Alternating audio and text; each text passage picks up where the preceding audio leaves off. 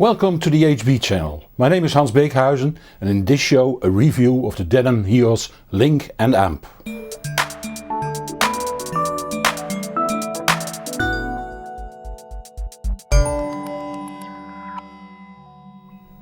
Where 10 years ago I was called crazy for working with streaming audio equipment, today every manufacturer has to have it not to miss business.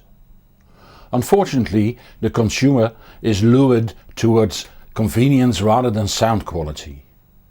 In particular, Sonos Play streaming speakers have become hugely popular.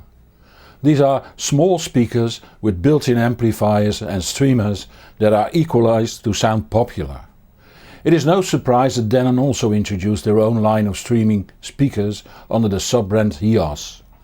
Two products in the Heos lineup caught my attention: the Link and the amp.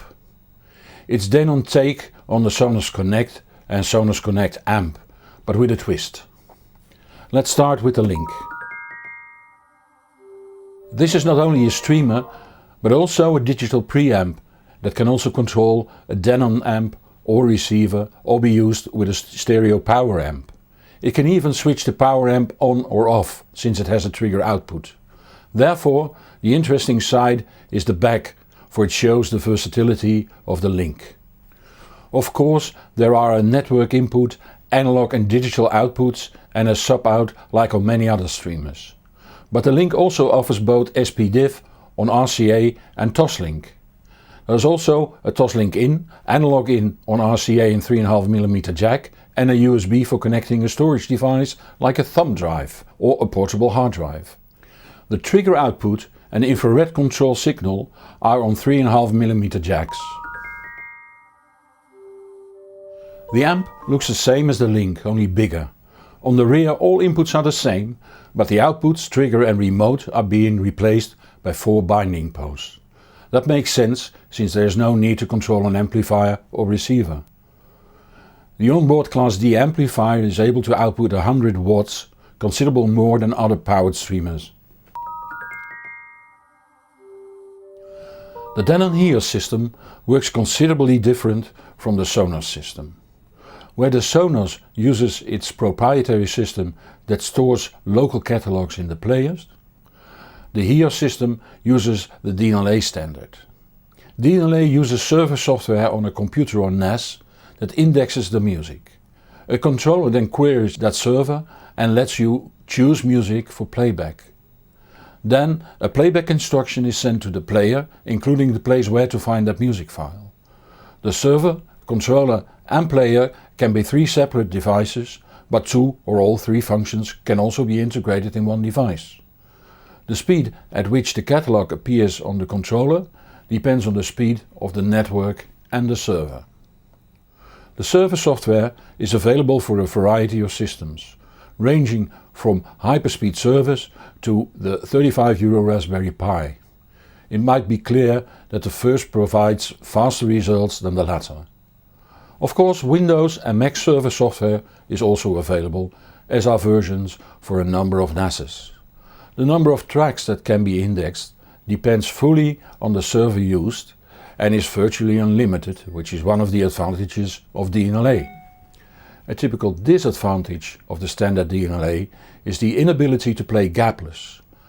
Live albums and albums that have their continuous music divided up in tracks will be played with a short silence between the tracks. Not with the Heos system. The sister company Marantz already had introduced a DLNA network player that was able to play back Gapless, so it's not a surprise. No special DLNA server software is needed for it, it just works. The manual presumes you have the DLNA server software already running. For most Windows computers this will be the case, but neither Mac nor Linux have DLNA servers installed right out of the box. The same goes for NASes. There's a large number of DLNA server software available, both free and paid. For music only, Minim server might be a good choice. Check out the written review for more details. You'll find the link in the comments below this video on YouTube. Apart from the music on your local DLNA server, you can also stream music from your tablet and smartphone or your Spotify, Deezer, TuneIn and Napster, depending on where you live. According to Denon, other services are to be expected. Obviously, you need an account for each and every service. Services that stream full CD quality like Cubus and WIMP Tidal are not supported. My guess is that it's only a matter of time. The Link is, both digital and analog out, about on par with the Sonos equivalent, perhaps with the exception of the highs that are slightly harsher. In my set 3 I would prefer the Sonos. On lower class equipment the difference will be masked completely. I expect to see modders to pick up this streamer for improvement of the clock oscillator, like is done with the Sonos products. As it is now, it's a fine product for upgrading low-end AV receivers, and that's probably exactly what Denon had in mind. Their more expensive AV receivers already have streaming facilities for years. The amp does have a powerful amplifier that had no problem with driving my Set 1 Audiophysics Scorpio. Technically, that is. Sound-wise it's no match for the audio node amp that normally drives it, but that's only logical. The deep low end lagged and the lower mids sounded muffled. The mids, like voices, were far from open and the highs slightly accentuated.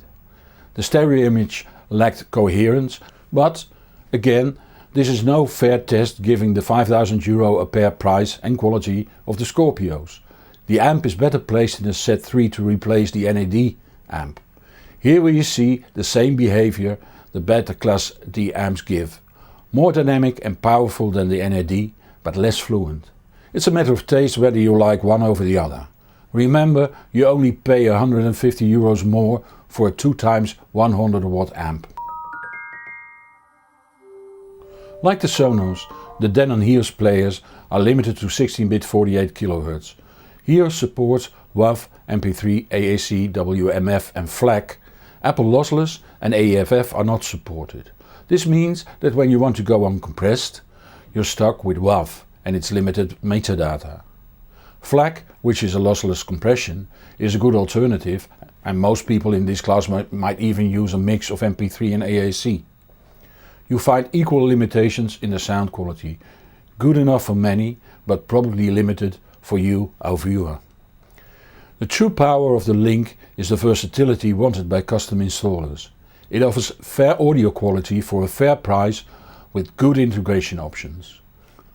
The amp is an elegant option for those that want no fuss but better sound than a soundbar can offer. Connect the TV and 2 speakers to it, place the unit out of sight, and now you have the option of playing TV sound and streaming sources over the same set without a stack of equipment. Thank you for watching. Please visit thehbproject.com for the full review, and if you like this video, tell others about it and give it a thumbs up.